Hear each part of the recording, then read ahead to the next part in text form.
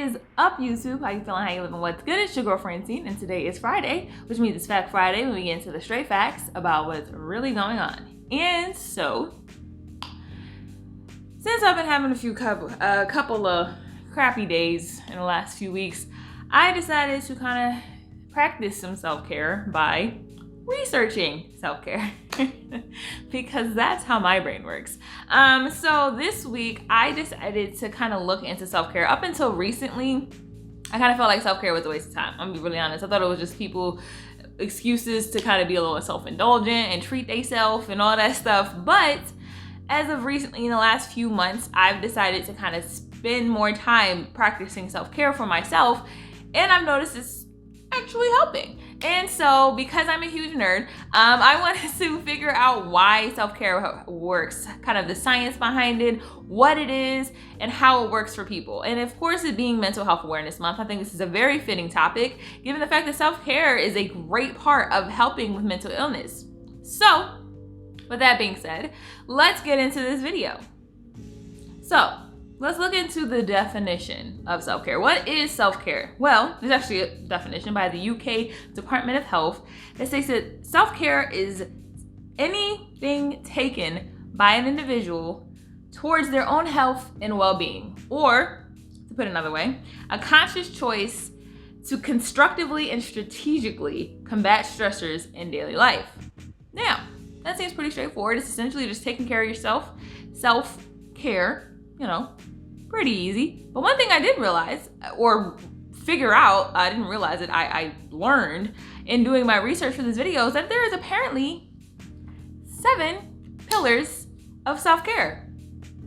So, what exactly are these 7 pillars, and how do they affect your well-being and your ability to care for yourself? Well, the first one is health literacy. This one's pretty much understanding information and using it to make informed decisions for your health. So that's knowing that you need to get 8 hours of sleep.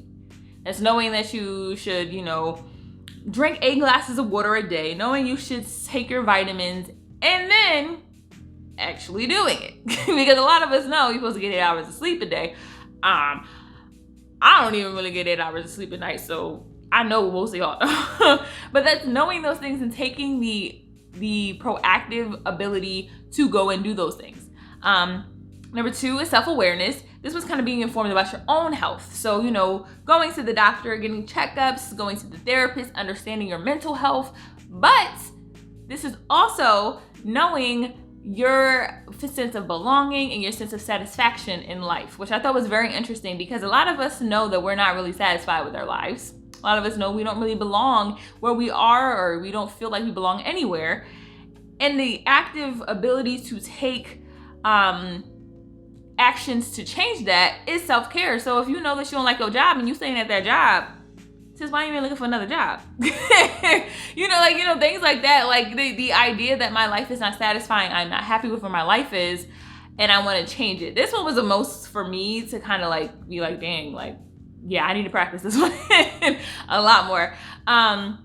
3, physical activity, exercise. You're supposed to get about, 30 to 60 hours a day of physical activity, or 30 to 60 minutes, not hours. Woo, Jesus.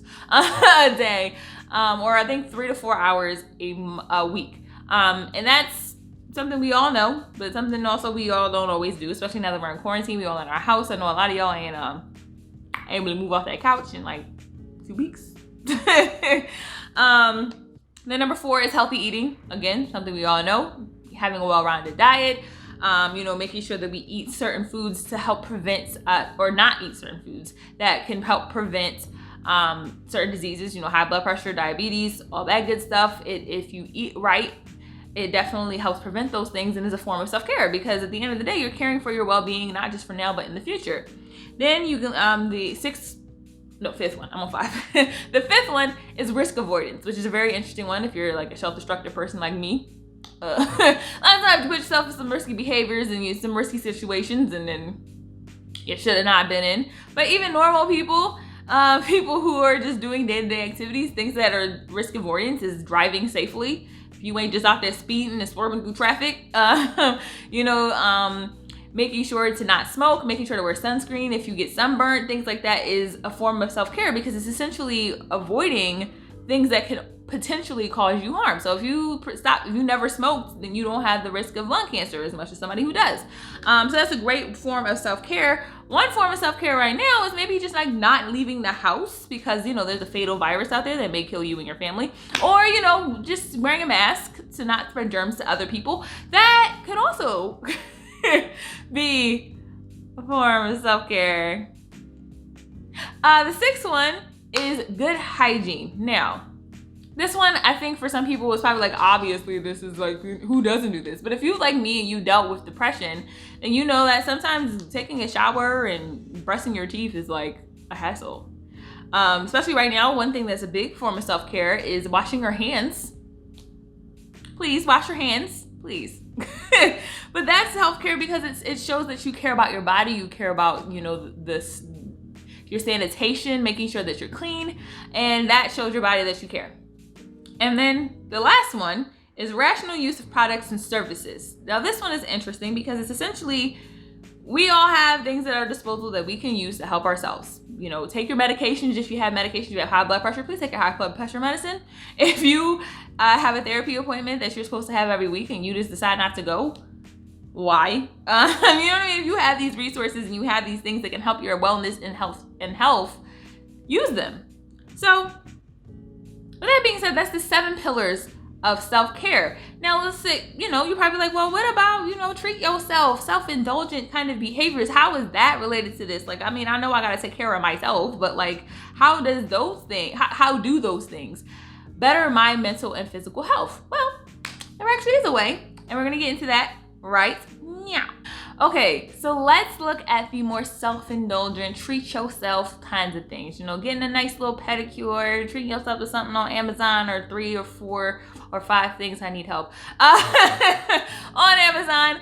What does that do for your mental health? Or are you just kind of being a little selfish? And hey, ain't nothing wrong with that either. But let's see how those things are backed by science to help you physically and mentally. Well, it's been shown the things that cause you happiness, lo and behold, help your mental and physical health.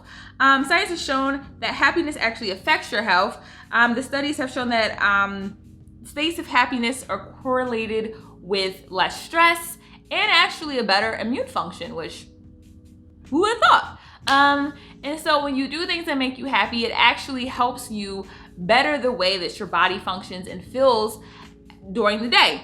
So when you do things like meditation, that's a form of self-care and self-indulgence. You do things like getting a pedicure or a massage. They release these endorphins that cause you to have a more calm and less stress.